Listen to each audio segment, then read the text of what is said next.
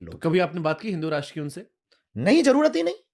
हम कभी सरकार के भरोसे हिंदू राष्ट्र की नहीं है। एक बात और बड़ी विचित्र, कैसे बनेगा? मान लो आप हिंदू, इस देश का हिंदू अपने आप को पहले कट्टर हिंदू बनाए, तब भारत हिंदू राष्ट्र। कट्टर हिंदू की जरूरत क्या है? ये फंस गया सी है। जैसे आपके मंच पे हमने कई बार देखा कि आप कहते हो कि तुम्हारा फलाना नाम है, तुम्हारे चाचा ये है, तुमको बीमारी ये है। एक पत्रकार का भी आपने पर्चा खोल दिया था, बेचारा बड़ा गाली खाया बाद में। देखिए, एक परंपरा हमारी आप पर भी आरोप लगा कि उसके फेसबुक से आपने पढ़ लिया था। धंधा बंद करवाएगा क्या? देखिए, 140 साल बाद फिर आपने स्टेटमेंट एक दे दिया था कि जो कुंभ नहीं आएगा वो देशद्रोही है। वो देशद्रोही नहीं, को पापी नहीं, हमने देशद्रोही कहा था। हाँ, आकर्षित नहीं किया। आपने जब ये कह दिया कि जो नहीं आएगा वो देशद्रोही है, तब देखिए, लोग कह रहे हैं, मान लीजिए कोई जाने से कोई आदमी सियाचिन में नौकरी कर रहा हो या बॉर्डर पे हो, या मेरे सब पत्रकार जो दिल्ली इलेक्शन कवर कर रहा था, अब आपने हम लोग को देशद्रोही बना दिया। भैया यही फिर ये क्या अंतर कैसे होता है? क्योंकि ये एलिगेशन आपके साथ चिपक गया है कि आप अंधविश्वास फैलाते हैं और अपने मतलब को बताते हैं कि हमको दिखता है, ये कहते नहीं दिखता है। लोगों ने कहा कि धीरेन्द्र कृष्ण शास्त्री ने असंवेदनशील बयान दे दिया कि जो यहाँ मृत्यु हुई वो मोक्ष किया है। फिर लोग आपको व्यक्तिगत टारगेट करने लगे कि ऐसे तो आपको ही मोक्ष मिल जाना चाहिए। बहुत हर लेवल पे तो आपको लगता है वो असंवेदनशील बयान था जो कुंभ पर आपने दिया? अब हम किसी गरीब को कहें कि पैसा सब कुछ नहीं होता है, तो वो कहेगा महाराज हमें पहले दे दो फिर बताएंगे। तो ये वहां तो ज्ञान की शून्यता हो जाती है। इतना तो हम भी समझते हैं, लेकिन समझाने के लिए आपको कुछ तो कहना पड़ेगा। तो हमारे अर्थ का अनर्थ कर दिया लोगों ने। इस बात का हमें बहुत कष्ट है, इस बात का हमें दुख है कि आपने जो बोला ठीक बोला है। आपने जो हमारे किसी ने कहा कि हम आपको मोक्ष दिला देंगे, वो सब अपनी अपनी बातें उनकी जगह ठीक है। जिनकी जैसी श्रद्धा होगी वो अपने अपने हिसाब से वो ठीक कह रहे हैं। क्योंकि उस बात आप पर तंज कस रहे थे कि अगर ऐसे मोक्ष मिलना है धीरेन्द्र शास्त्री जी को हम धक्का दे देंगे। वो सुना है तो उनका अपनी जगह कहना ठीक है, चूंकि वो समझ नहीं पाए हमारे तत्व को, समझ अर्थ का अनर्थ निकाल दिया, इसलिए उनके शब्द मुंह से ऐसा निकल रहा है। हमारा किंचित मात्र भी ऐसा उद्देश्य नहीं था कि हम उनको ये कहें कि भैया जो मरे हैं वो मोक्ष भया है। एक शंकराचार्य उन्होंने कहा कि आप भाजपा सरकार के प्रचारक के तौर पर काम करने लगे वहां पर, कि सरकार पर सवाल कवर करने के लिए आपने वो लाइन बोली। ये फंस गया सीएम। इसमें एक एलिगेशन आप पर मारा जो आता है कि 140 साल वाला जो थ्योरी थी, 140 साल बाद कुंभ हो रहा है, ये गलत फैलाया गया था। ये नहीं है, ये हर बार फैला दिया जाता है। देखिए, 140 साल बाद फिर आपने स्टेटमेंट एक दे दिया था कि जो कुंभ नहीं आएगा वो देशद्रोही है। वो देशद्रोही नहीं, को पापी नहीं, हमने देशद्रोही कहा। जब ये कह दिया कि जो नहीं आएगा वो देशद्रोही है, तब लोग कह रहे हैं कि मान लीजिए कोई जाने से कोई आदमी सियाचिन में नौकरी कर रहा हो या बॉर्डर पे हो, या मेरे सब पत्रकार जो दिल्ली इलेक्शन कवर कर रहा था, अब आपने हम लोग को देशद्रोही बना दिया। बात तो सही है शुभांकर भैया, यही सबसे बड़ी इस देश की दिक्कत है। तथ्य कब हमने ये बोला? किसी ने ये तर्क दिया, कमेंटमेंट किया है कि जो कुंभ में जा रहे हैं वो पापी है। तो ये पूछा जाता है हमसे क्वेश्चन।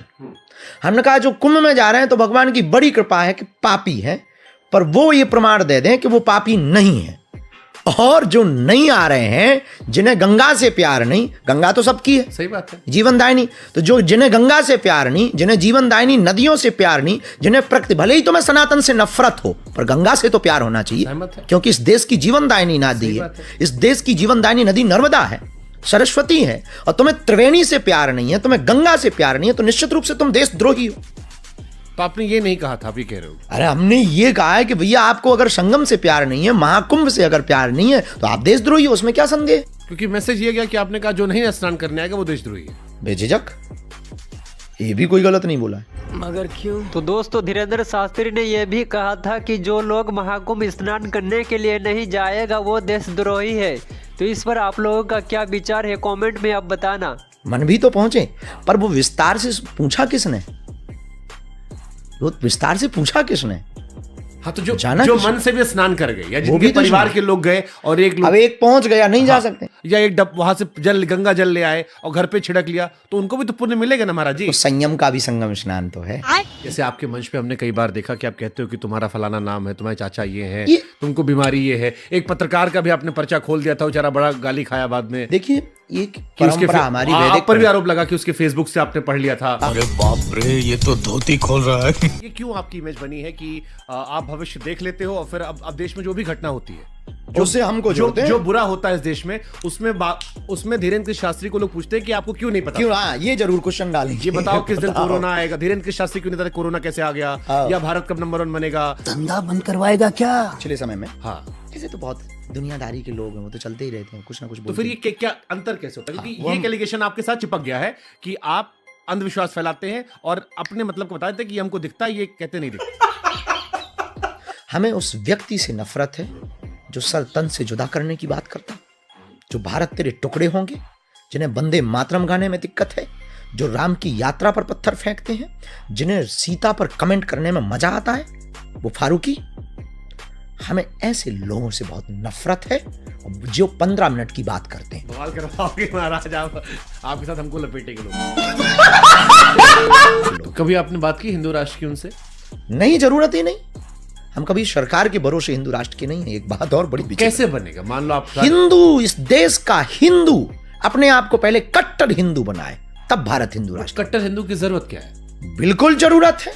अच्छा, 9 राज्यों में अल्पसंख्यक हो गए और तुम्हें पता नहीं चला। तुम्हारे सामने 1996 से मणिपुर जल रहा और तुम्हें पता नहीं चला। तुम्हारे सामने बहराइच की घटना हो गई और तुम्हें पता ही नहीं। ना तुम्हारे सिर पर जूं रेंगते, ना तुम चर्चा करने हो, तुम डरते हो।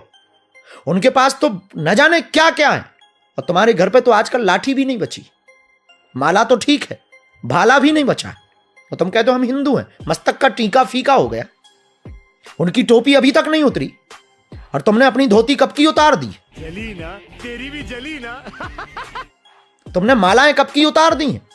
तुम्हें हिंदू कहने में शर्म लगती है और तुम कहते हो कि हम हिंदू हैं और नारेबाजी करके कमेंट करके तुम चल पड़ते। नहीं, हमें इस देश के हिंदुओं के अंदर हिंदुत्व भरना है। और संविधान तो 125 बार से ज्यादा समय उसमें सुधार हो चुका है। एक बार अगर हिंदू राष्ट्र के लिए हो जाता है तो कोई बुराई नहीं। तो ये तो बिना पॉलिटिकल मूव के होगा नहीं। आप कह रहा पॉलिटिक्स में जाओगे? पॉलिटिक्स की हमें जाने की जरूरत ही नहीं है। जब हिंदूवादी विचारधारा के कट्टर लोग इस देश में होंगे, जब इस देश का 140 करोड़ की जनसंख्या वाले देश में 100 करोड़ हिंदू एक विचारधारा के साथ जिएंगे, तो निश्चित रूप से वहां पर संसद में रहने वाले भी तो हिंदू हैं। तो आप किंग मेकर बनोगे? नेवर। तब तक हम रहेंगे भी कि नहीं रहेंगे ये भी हमारा कोई ड्रीम थोड़ी है। 500 साल राम मंदिर को इस देश में लग गए हैं। हिंदुओं जैसा कोई बुजदिल तुम्हें लगता है कोई होगा? 500 साल तुम्हें राम मंदिर के लिए लग गए, तो हिंदू राष्ट्र के लिए तो 1000 साल तो लेके ही चलो। बस हवा निकल गई। तो दोस्तों, धीरेन्द्र शास्त्री का अब भी कहना है कि जो लोग महाकुंभ में मरे हैं वो लोग को मोक्ष मिला है और जो लोग महाकुंभ स्नान करने के लिए नहीं गया है वो देशद्रोही है। तो इसको लेकर आप लोगों का क्या विचार है, आप कमेंट में बता सकते हैं। और इस वीडियो से रिलेटेड कोई सवाल आपके मन में है तो आप बता सकते हैं। तो बहुत जल्द ही मिलते हैं नेक्स्ट वीडियो के लेकर। तब तक के लिए अपना ख्याल रखिए। Tata, bye bye.